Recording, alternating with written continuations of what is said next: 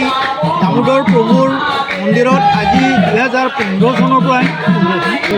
চনৰ পৰাই এই অনুষ্ঠান চলি আহিছে। ভাগৱত পাঠ ৰাতিপুৱাৰ পৰা আৰম্ভ হয়। এই অঞ্চলৰ ৰাইজে এই অনুষ্ঠানটিত সকলোৱে উপভোগ কৰে। হিন্দু মুছলমান সকলোৱে দান দক্ষিণাও দিয়ে।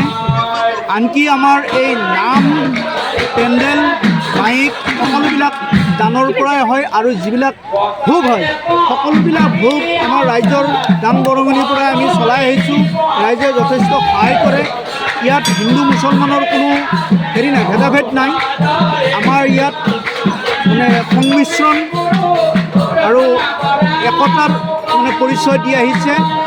আৰু এই অনুষ্ঠানটি বাহিৰেও আমি জেঠমহীয়া নাইবা অন্যান্য অনুষ্ঠান চলি থাকে। তাৰ উপৰিও আজি প্ৰায় 3 বছৰ ধৰি ভাগৱত পাঠ চলি আহিছে। প্ৰতি বৃহস্পতিবাৰে ভাগৱত পাঠ হয়।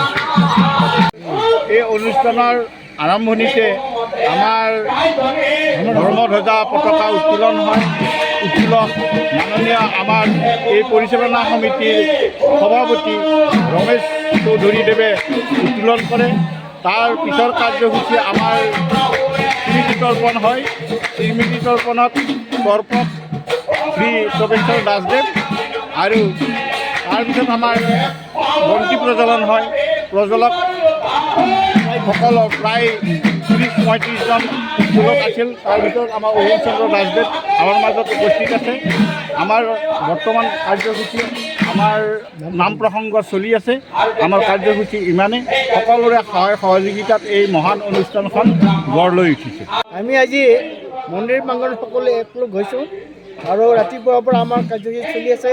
এই হেতুকে সকলো ধৰ্মপ্ৰাণ ৰাইজকে আমি স্বাগতম জনাইছোঁ আৰু তেওঁলোকক শুভেচ্ছা জনাইছোঁ। তেখেতসকলে ইয়াতে আহি আমাক সকলোৱে একগোট হৈ আমাৰ এই অনুষ্ঠানটি চলাই নিয়াত সহায় সহযোগ আগবঢ়াইছে। লগতে আমাৰ তৰফৰ পৰা এনেই সাংবাদিককো আমি মানে কি কৰিছোঁ, শুভেচ্ছা জনাইছোঁ। আমাৰ এই অনুষ্ঠানটো আহি আমাক সহায় সহযোগ আগবঢ়োৱাৰ কাৰণে তেখেতসকলে আমি ধন্যবাদ